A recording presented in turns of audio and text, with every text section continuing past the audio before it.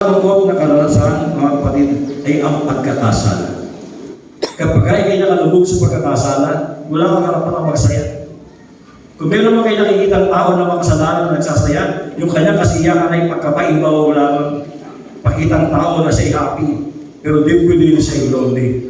Paano ka magiging masayang tunay kung ang kaaway mo ay ang Diyos? Sapagkat ang kasalanan ay nagiging natin kaaway ang Panginoon. We offended God. We are offending Him sa ating mga pagkakasala. At tayo ay nananayo sa Panginoon. At yan ang pinakamasakala, makapagbigay ng kalabutan, ang malayo ka sa Panginoon. Pero thank God, meron tayong tinatawag na pagpapatawad na sinasabi ng Panginoon. His willingness to forgive. At yung kung marunong humingi ng tawad at marunong magbalik loob sa Panginoon, ano kanyang tinatanggap? Forgiveness and purification. Forgiveness and purification. Handa ko ipatawad ang lahat ng iyan. Kahit na kayo maraming sa kasalanan, kayo magiging kusina sa kaputian. Purification. So, patawaran at paglilinis. At kapag kayo nagbabalik loob sa Panginoon, we humble ourselves before the Lord, lalo ka napapalapit sa Kanya. Ikaw na nakasakit na Kanyang damdamin sa pagkakagitan ng pagkakasala na gawa, at ikay nagbabalik loob sa Panginoon, doon ka na naman napapalapit sa Diyos. Sino sa mga tao ang nakagawa sa inyo ng pagkakasala ng mga atraso, pero sa kabila ng lahat ng iyon, napapalapit pa sila sa inyo? Sino yun? Yung mga taong marunong magsabi ng sorry, patawad. Maaaring mahal sa buhay. Anak, nagalit ka dahil gumawa sa mali. O maaaring asawa natin, may ginawa sa hindi maganda, kaya nagalit tayo. Pero sa sandali magsabi na, mahal, daddy, mami, patawad ko.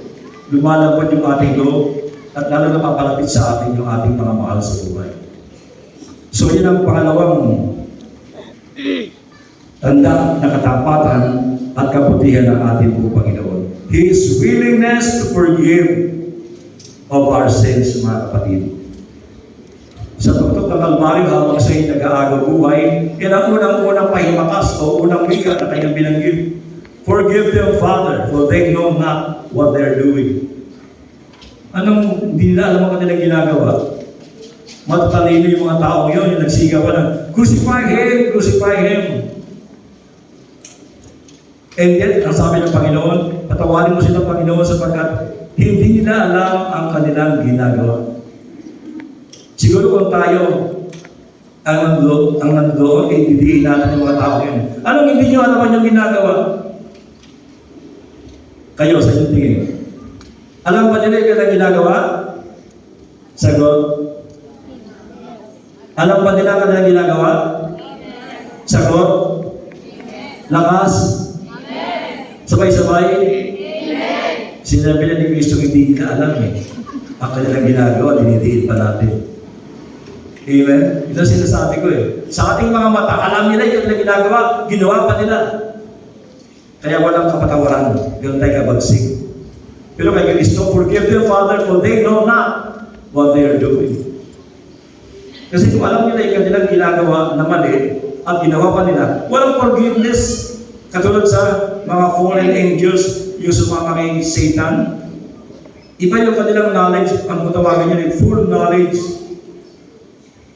Walang bahagi sa kanilang isipan na malabo, lahat malabo. Nauunawa nila ng lubos yung kanilang ginagawa. And yet, ginawa pa nila yung magtakli sa Panginoon, kaya sila kasama ni Lucifer, yung mga fallen angels, walang kapatawaran. Eh tayo, minsan hindi natin alam yung ginagawa eh. Sorry ha, hindi ko alam na yung pala yung magiging damdamin mo sa sabi ko. Hindi natin alam yun. Pero pag tayo nagkasala,